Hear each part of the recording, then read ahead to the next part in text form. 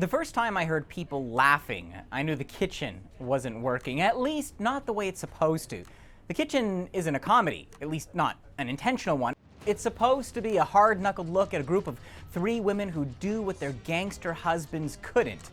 That laughter is the sound of confusion for a film that doesn't know what it is. So when we hear Melissa McCarthy step up and use her tough, broad voice... You're over, Jackie. I'm gonna pretend I didn't hear that. Yeah, say it louder. People laugh out of habit, or maybe because they're not buying it. The Kitchen isn't going for comedy, it's aiming for pathos. Set in Hell's Kitchen, 1978, this is the story of Claire, Kathy, and Ruby, abandoned when their partners, members of the Irish Mafia, are sent to jail. Can't even make the rent with what they gave me last night. McCarthy is the mother of 2, Tiffany Haddish, the unwanted wife of one of the main mobsters. They didn't want me in the family in the first place. And Elisabeth plays a woman who is meek and abused. So the women decide to do what their men did, but better. Starting the collections going again, expanding territory, and eventually attracting attention. Now, if you're starting to get a sense of deja vu, let me remind you of 2018's Widows, a movie about women forced into a heist when their partners are killed. My husband left me the plans for his next job. All I need is a crew to pull it off. Directed by Steve McQueen, what Widows had was a palpable sense of menace, a superior set of characters, and something larger to say. This was a portrait of a broken city, and most importantly, it took the time to show us how the women practiced, prepared, and put the work in to pull off the impossible.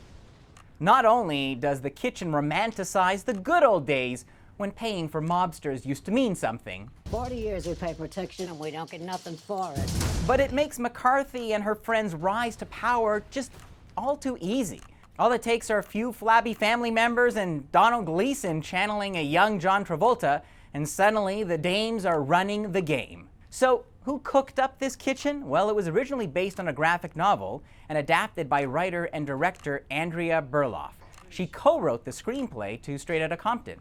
While The Kitchen spends a lot of time getting the setting, the wardrobe, and the hair right, look at those Farrah Fawcett curls. The characters are paper thin. McCarthy as the mom turned mobster. You look pretty, Mama. Pretty doesn't matter, it's just a tool women use. What? Anything we want.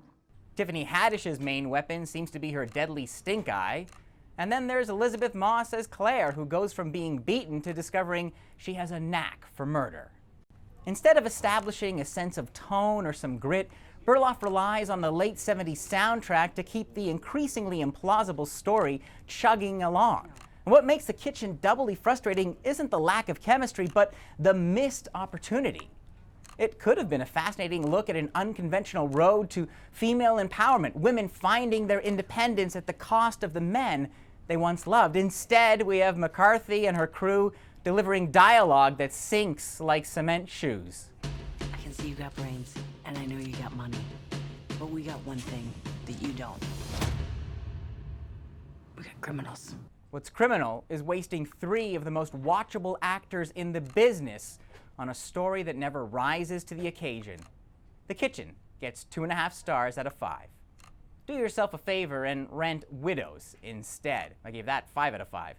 Eli Glasner, CBC News, Toronto.